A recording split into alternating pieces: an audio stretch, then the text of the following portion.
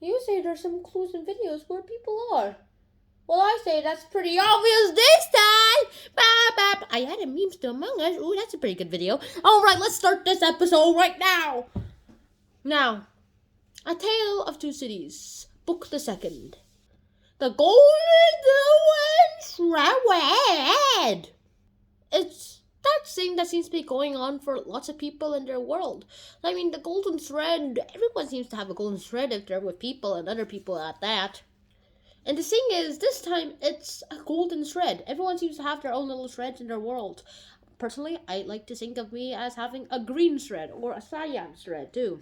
Others might think that they like blue threads, red threads, golden threads. Everything seems to be going on around their worlds. But threads aren't just the pieces of material that they use to make this, or your ropes, or your bracelets, or your friendship bracelets. And since all of that seemed to work out just fine, what seems to happen to lots of people is that this tale of two cities works out well enough too. Now let's go ahead with the summary. In the book the second, The Golden Thread, chapter 1, it's 5 years later from where we left off in chapter in book 2, book 1, chapter 6, The Shoemaker. Also, chapter 1 is also literally called The 5 Years Later too. And it starts with Charles Darnay being tried for a treason and for saying that for 5 years this guy has been selling and secrets to France and the American Revolution. That he's been helping the Americans win. And here's proof. He talked about George Washington as if he was a hero. Boo! He talked to Miss Manette about stuff. Boo! A French girl. Woo! She's also part English, but that's all happened. And, well, that's pretty much how it seemed to happen, too. And she was forced to go testify against him. Also, she had a pretty hard time doing so, too. Another part of the evidence was this. His guy found a list there, and he found that guy.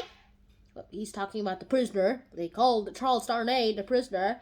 Who had it? And it is at least he claims to be, arguably undecipherable. He's the only one who has that face, they say. And then later on, they kind of disprove it after one guy says, hey, Signet Carter looks like Charles Darnay. How are you sure it's Charles Darnay? This name isn't on the list. And then the jury goes ahead and they say, not guilty.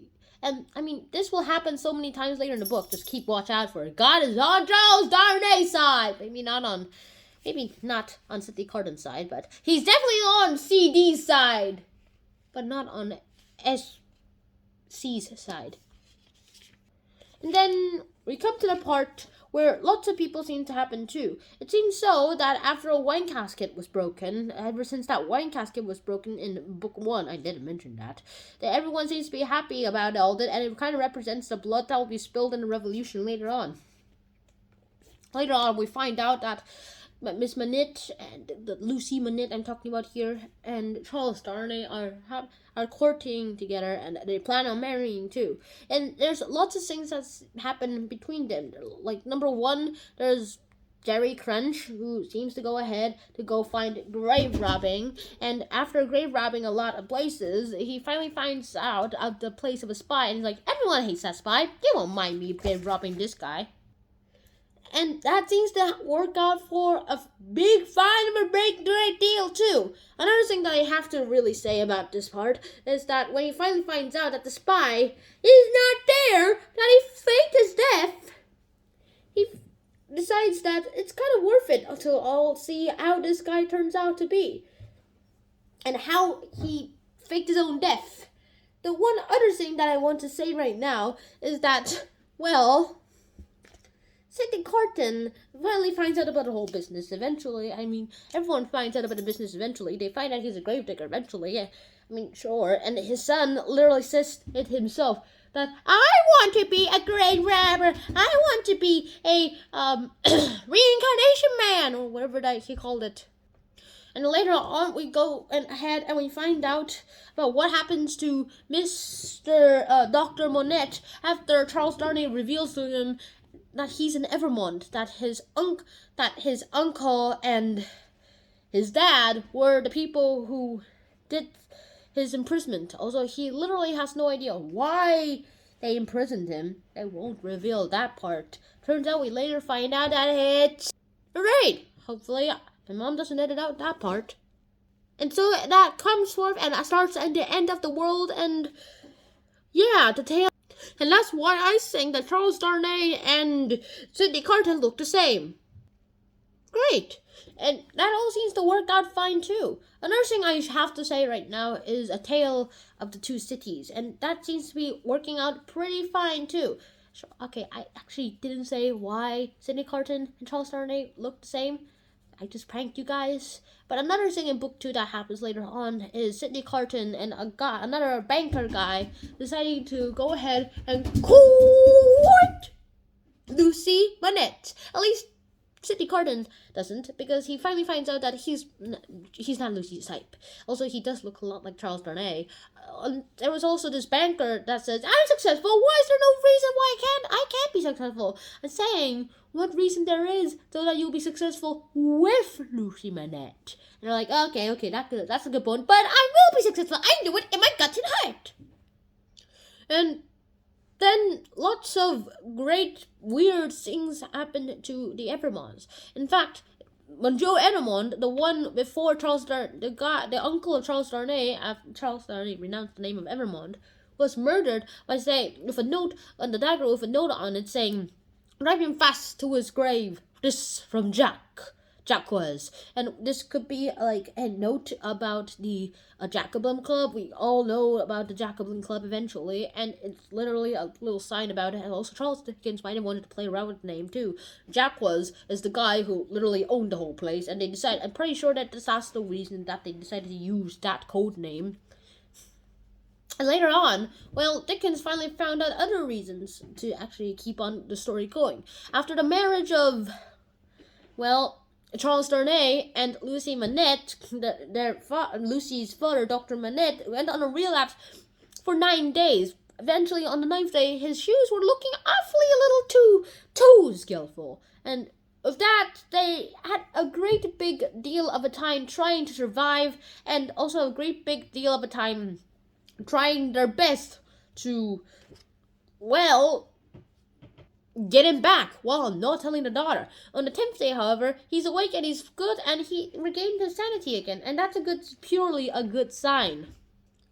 And then they talk to each other, and they finally decide that they have to destroy the shoemaking bench, which is probably one of the reasons why this guy's doing all that. And so they do it. They destroy the bench. And after they destroy the bench, they're able to do lots of things again, and the doctor never goes in that little relapse again. At least he does, but he never makes shoes again. It was the best of times, it was the worst of times, as Charles Dickens originally started all this. Sure, the French Revolution is coming. They stormed the Bastille, and they finally decide that they need to kill all aristocrats of France.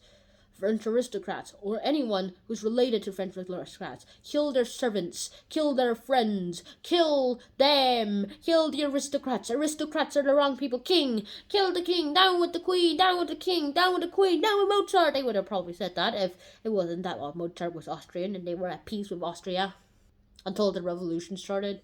And then the peasants and all the soldiers fought together at the Bastille. They made it down, they got it down, and then finally, they were able to do lots of things that they thought had never been possible centuries ago.